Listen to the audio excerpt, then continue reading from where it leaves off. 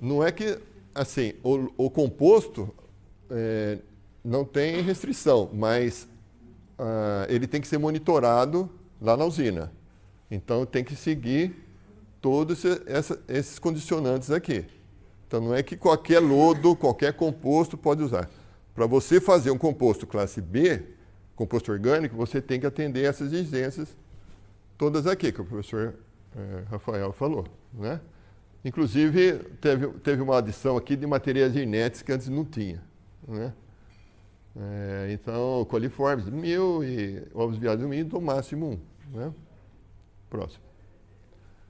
Bom, a norma CETESB já tem alguma restrição, mas aí para lodo, né? Não para composto, né? O lodo poderá ser aplicado em solos, cultivos de alimentos, que podem ser consumidos crus, somente 2 meses, né? E na CONAMA, 1 mês, como foi dito, né? Foi falado aqui para o lodo classe A. 4 anos. Cultivo de pastagem, 1 mês. Cultivo de forrageiras, também 1 mês. Isso aí, tanto para o CONAMA como para a norma. Essa norma CETESB é nova, de 2021, né? Ela é uma revisão da P 4.230, que é de 2000, que, assim, só como referência, ela foi feita no Instituto Agronômico. Eu coordenei essa comissão, veio o pessoal da CETESB e nós fizemos a primeira, que foi a primeira do Brasil. A 4.230 foi a primeira norma de lodo do Brasil. E eu me lembro que um professor da Unicamp, na hora que nós estávamos pensando em adotar o risco zero, né, o risco nulo, ou um risco calculado, que eles chamam de rotas de exposição, né, um professor da Unicamp falou, não, vamos adotar o risco calculado, não o risco zero. Que para nós, eu acho que a comissão achou mais adequada, e aí nós adotamos a 503 americana, que são aqueles valores para metal pesado e tal. Então nasceu daí, né? Essa história da P 4.230. O próximo. Nessa norma não há restrição no que se refere ao tempo decorrido entre a aplicação do lodo e o cultivo ou colheita nas seguintes situações: produtos alimentícios que não têm contato com o solo, produtos alimentícios que não são consumidos crus e produtos não alimentícios. E, próximo, volta. Então, que de legislação que tem, assim, tem algumas que são mais restritivas, outras menos restritivas, mas todas deixam aplicar, né? De uma forma geral, né? Gostaria de finalizar com um trabalho do João Tinoco. Ele é um PhD em Engenharia Sanitária e Ambientária, e ele ficou preocupado com que tinha algumas tabelas onde se falava que o tempo de compostagem de 4 a 5 dias era suficiente para matar os patógenos, né? Aí ele publicou esse trabalho mostrando que não, realmente você tem que ter... Próximo. Você tem que ter... Volta 1. Pode ir para frente, Pode ir. Não, está certo. Só a parte de baixo aqui. Resultados de pesquisas publicados nesse trabalho mostram claramente que para a obtenção de um produto final livre de contaminantes biológicos é necessário manter um rígido controle do processo, oxigenação e umidade, onde o binômio temperatura e tempo tornam-se parâmetros de suma importância para uma efetiva eliminação dos contaminantes biológicos. Então, tem que ser bem feito. A compostagem tem que ser bem feita, senão você pode ter alguns problemas aí em eliminação de patógenos, né? Não é o caso daqui da usina verde, que está zero, está todos ausentes, né? Aí ele termina assim, né, que esse artigo, que tem que ter 20 dias de uma temperatura termófila, e seguido obrigatoriamente de uma fase de maturação, onde ocorre inclusive a ação de antibióticos naturais que vão ainda ajudar a eliminar esses patógenos, né? Então tem que respeitar, em resumo, tem que respeitar o processo de compostagem, né? Não pode acelerar, não. Você pode passar... Aí é o que o professor Rafael falou, e eu só vou reforçar, né? E eu vou terminar, assim, são duas filosofias, que é o impacto zero ou nulo, como o professor falou, e as rotas de exposição. Uma é a precaução, é o 100% confiável, né? E a outra, você assume riscos, né? No meu entender, eu vou vou terminar com para mim isso é filosófico, né? Não é assim, pode ou não pode, é filosófico, né? Poder pode, a pergunta é, precisa, né? É essa a pergunta, é essa a pergunta. Então, eu vou resumir com um caso que aconteceu comigo. Lá nos Estados Unidos, eu estava lendo uma reportagem, uma dona de casa estava falando, era um especialista em segurança doméstica. Falou, olha, senhor, eu tenho alguns inseticidas, veneno em casa, e tenho criança pequena, qual a melhor forma de eu armazenar esses materiais em casa? Ele falou, olha, a melhor maneira é você pegar esse material, colocar num lugar alto e tacar um cadeado, uma fechadura. Porque aí, né, você resolve o seu problema. Mas aí ele termina com uma pergunta. Mas vem cá, meu caro, você precisa ter isso em casa? Será que você não pode eliminar isso aí? E não fazer uma rota de exposição, que pode ser que dificilmente vai acontecer, mas pode ser que aconteça, né? Então, se você tirar isso de casa, acabou o problema. Então, já respondendo a sua pergunta, não tem problema de legislação, é seguro, tá? A pergunta é, será que não, tem várias outras culturas que você pode julgar esse material? Cana, você pode enumerar. Cana, citros, eucalipto, algodão, banana, tudo que tiver em cima da terra. Inclusive tomate. Tá? A pergunta que fica assim, precisa, legalmente e sanitariamente, como o professor falou, não vejo problema. Tá? Quem está aplicando está tranquilo. Mas a minha pergunta é, precisa ter esse tipo? Será que não podemos usar para outras culturas, outras opções, né, para esse material? Tá bom. Perfeito. Obrigado.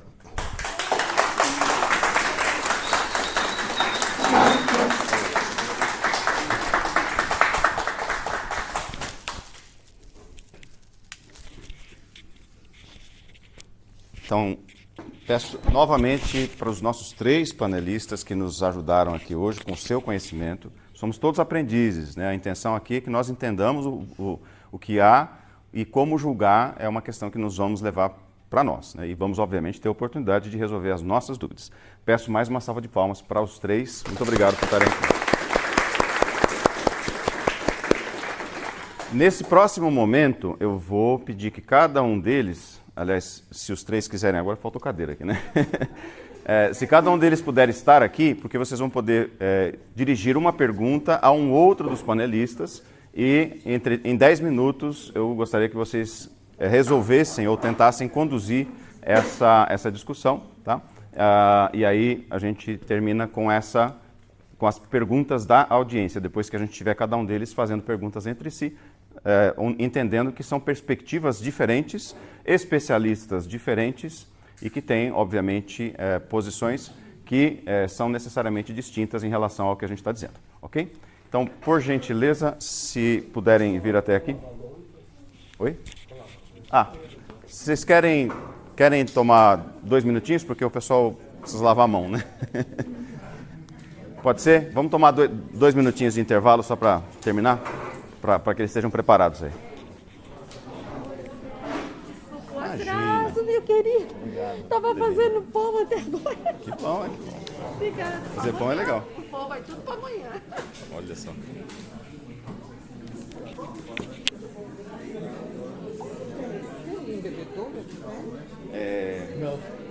Federal é acima da estadual. Bom, o sanitário fica aqui, então, e o lavatório, o restaurante também, então deve ter um bebedouro aqui. Entendeu? É o caso comum.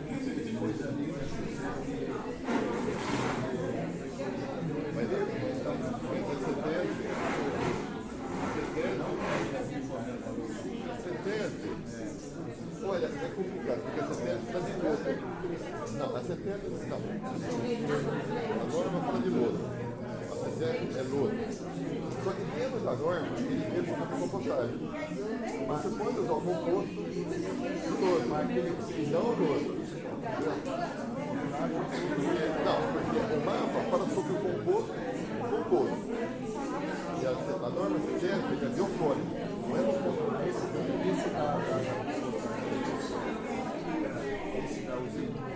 Não, então, ele deixou de ser biofólico. Ele é composto orgânico. Ele é biofólico. Ele é composto orgânico. Quer dizer que é biofólico. É o que foi fazer o composto, que entrou para fazer o composto. Entendeu?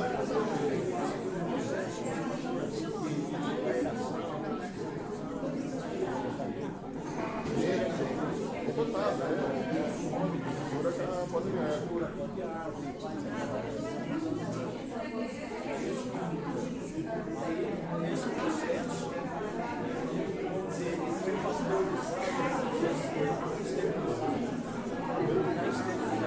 Não, a compostagem está 99,9%.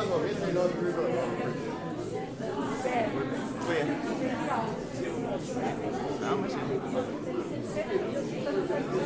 está sendo, você está dizendo que começa, como ele chegou? Cadê? Na terceira fila dele. Ai, deixa eu falar com ele. Olha ali, dá um alô para ele.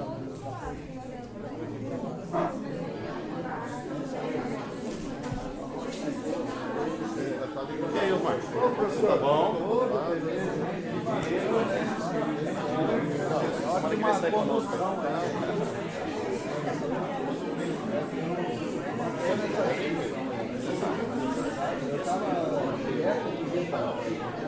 Não, e a gente gravou, então serve para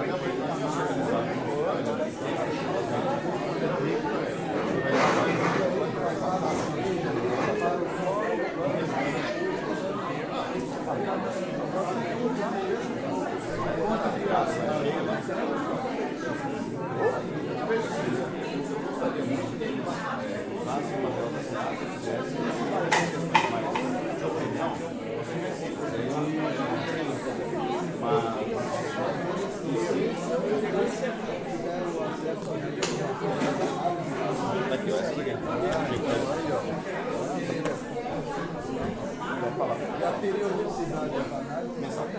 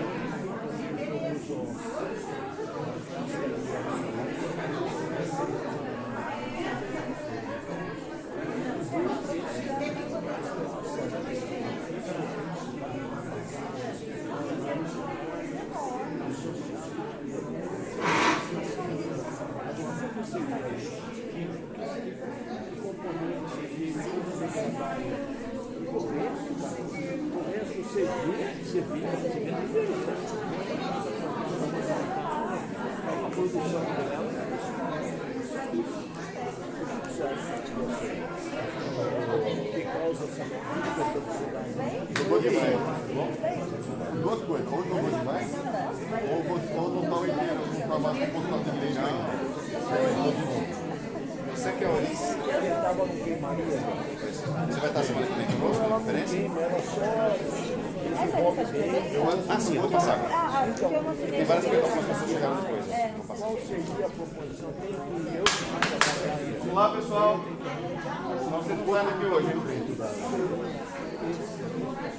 Vamos tomar os nossos lugares, por favor. Sim.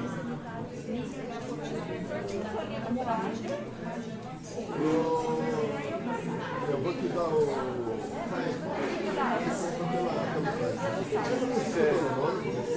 Publicações, você vai falar compostagem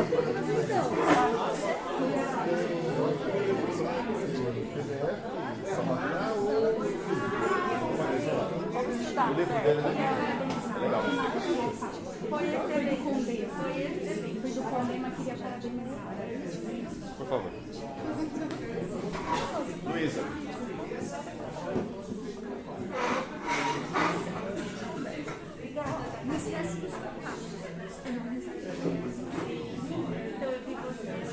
Pessoal, aqueles que ainda não assinaram a nossa lista de presença, eu vou passar mais uma vez, principalmente quem está mais no fundo aí para assinar a lista de presença.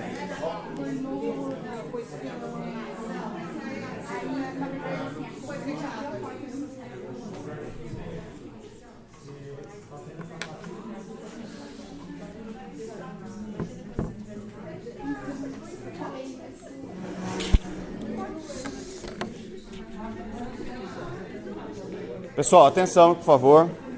Vamos retornando. Queremos dar tempo suficiente para as perguntas de vocês, então é necessário a gente acelerar aqui, tá bom? Nesse momento, eu vou dar a palavra para cada um das pessoas que foram convidadas, para os nossos especialistas, para dirigir uma pergunta, que pode ser, tem réplica, tréplica, ou seja, durante alguns minutos, durante até 10 minutos, para ouvir a discussão, ou para que eles entender, né, a posição relativa entre um e outro. Tá bom? Pode ser que seja uma pergunta de uma só resposta, a gente vai agradecer, não tem problema nenhum, a gente ganha tempo e dá mais tempo para as perguntas de vocês. Pode ser que demande um pouco mais de tempo, então ficamos à disposição de vocês, com somente esse limite lógico, né, para que a gente não estenda demais, de até 10 minutos das réplicas e tréplicas. E aí a escolha, né? Então, Ronaldo, pergunta para quem quiser, vou começar com você, que foi o último, tá? E peço que vocês só segurem ou fiquem próximos desse microfone para que a gente consiga capturar na nossa gestão aqui. Falei muita coisa. Deixa eu repetir, então, para todos. Você escolhe um deles dois, ou a Luísa, ou o Rafael, para fazer uma pergunta. E a mesma coisa, eles vão fazer também a escolha de uma pessoa para fazer uma pergunta e conduzir um pequeno debate ou uma pequena interlocução. Tudo bem? Agora, captei a mensagem. Bom, então, primeiro para o professor Rafael, depois para você. Professor Rafael, na sua concepção, você acha que ainda precisaria, para o caso desse, vamos ser bem específico, né? Para esse tipo de composto feito com poda de árvore, de lodo de esgoto ou uma outra fonte de... O que envolve lodo de esgoto, né? Você acha que mereceriam algum tipo de seminário, algum outro debate maior ou mais específico para resolver esse problema, ou na sua visão esse problema já está solucionado?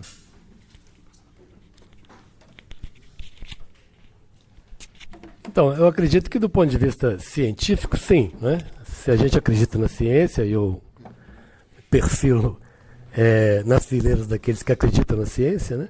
Eu acho que sim, eu acho que a ciência já tem resposta suficiente para apontar o que é seguro e o que não é seguro do ponto de vista de saúde, né? Tanto do ponto de vista químico quanto do ponto de vista microbiológico, né?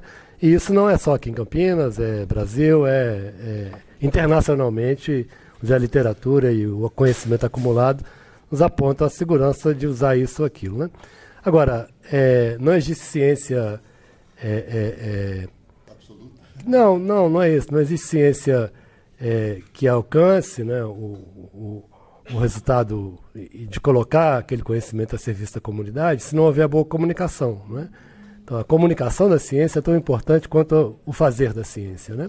Então, nesse aspecto, sim, eu acho que, por mais que, por exemplo, a resolução CONAMA 498 tenha sido objeto de muito debate público ou no seio da comunidade científica, né? Eu acho que para o público em geral, discutir ou apresentar e debater nunca é demais, né? Eu acho que a comunicação, repetindo, a comunicação da ciência é tão importante quanto o fazer da ciência, né? E, obviamente, se respeitando um público que naturalmente será diverso, que tenha essa ou aquela concordância ou resistência a determinada... obviamente, tudo dentro do bom senso, né? E respeitando a solidez da ciência.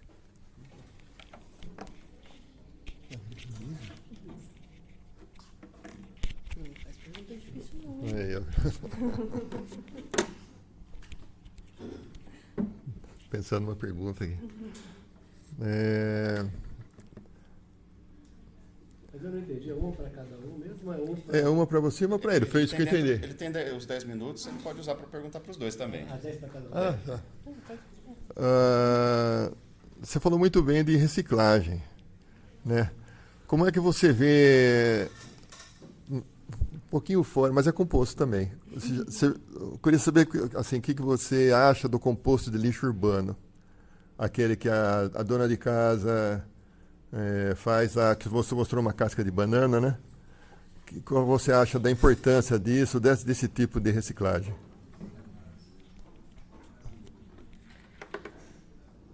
Hoje, uma das premissas da Associação Brasileira de Compostagem é a segregação em 3 frações: reciclável, orgânico e rejeito.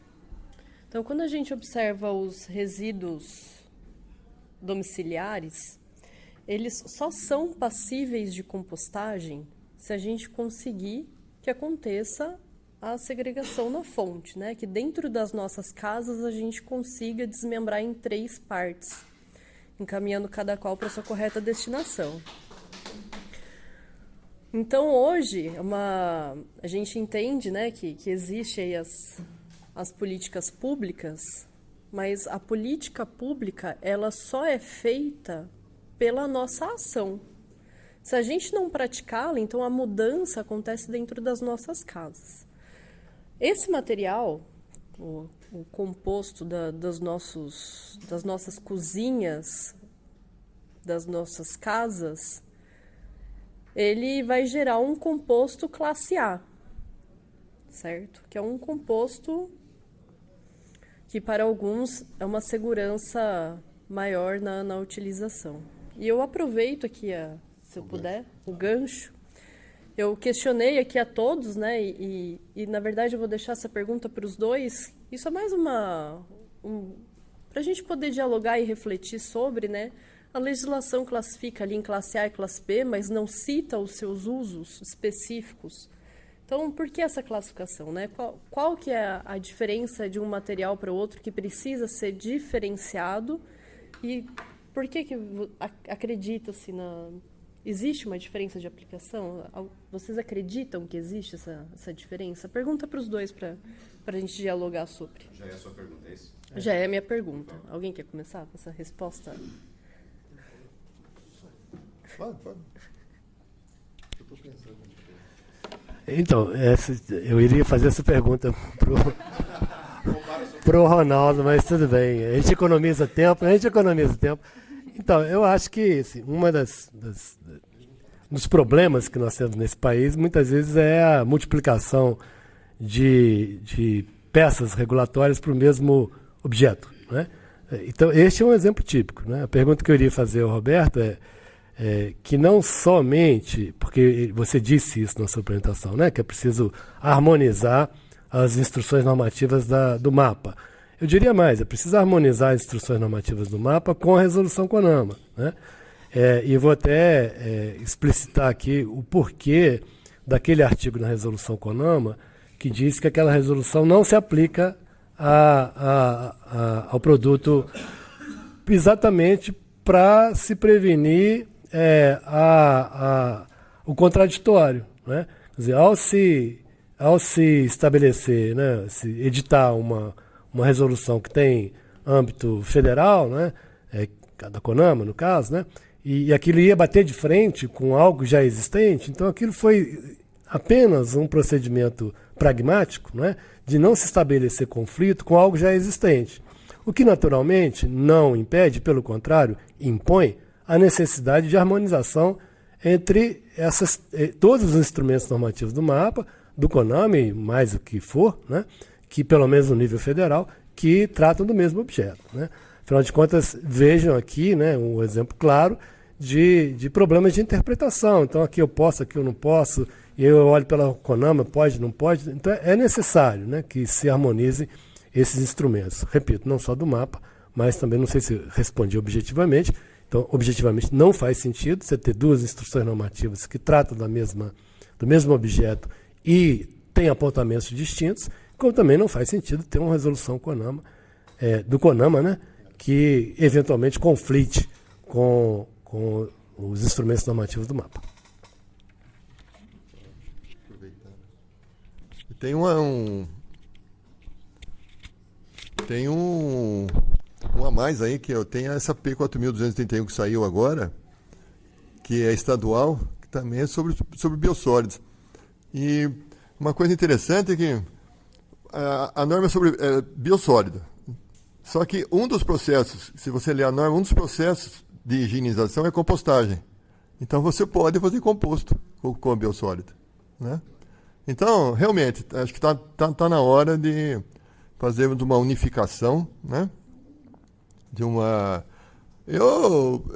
Eu acharia que deveria partir do CONAMA, já que eles são o órgão ambiental e federal. Tem que partir do CONAMA. Olha, a norma para biossólido vai ser essa. E o mapa assina embaixo. Ou vice-versa. Mas eu acho que o CONAMA tem mais apelo, tá?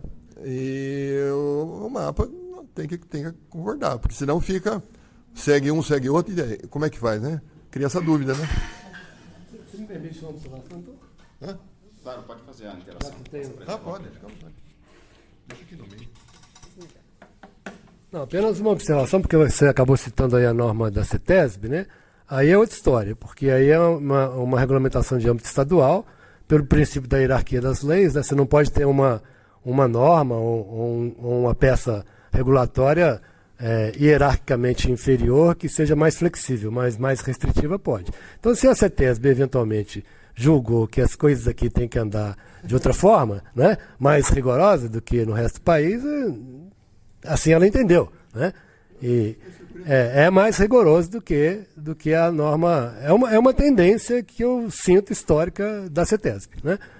Não vou entrar no mérito se justificável ou não. Agora, essa é uma outra questão. Assim, não teria que necessariamente haver harmonização entre uma regulamentação estadual e uma federal. Entre aquelas que têm abrangência federal, sim. Agora, estadual, depois se Minas Gerais quiser proibir, que proíba, né? Isso é uma questão local, regional, que não há como questionar esse ponto de vista jurídico, né? Quer conduzir a sua pergunta? Uma já era essa, né? Já está feita, já está respondida, já está debatida, vamos economizar tempo. A outra pergunta que eu faria ao Roberto, e extensivo aqui também, Ronaldo, desculpe. Você citou também no final da sua fala, né, que para ilustrar onde você queria chegar, do por que usar ou não usar, né? Você disse, por que não usar em banana, por que não usar em mamão, que vão crescer acima do solo, né? A minha provocação é a seguinte: a eventual contaminação química, ela se dá pelo sistema radicular, né? Química. Ela se dá por absorção via, né, algo que está ali em solução, né, diluído, e que se dá por... Então não independe se é banana ou se é alface. Então essa distinção eu não faria, do ponto de vista da contaminação química, se é banana que cresce lá no alto ou se é mandioca que cresce abaixo do solo. Eu não veria essa distinção. Estou respondendo provocativamente a você. Haveria alguma preocupação em termos de distinção se fosse a contaminação superficial microbiológica, né? No entanto, a julgar pelo que a ciência nos indica, né, e eu acredito naqueles padrões estabelecidos pela Resolução CONAMA, tanto pela Resolução CONAMA quanto pela instrução normativa, não, a 30. Ponto, com 10 A3 E. coli e ausência de ovos eumintos, é algo seguro, né? E olhando o laudo do IAC, 0 de coliformes,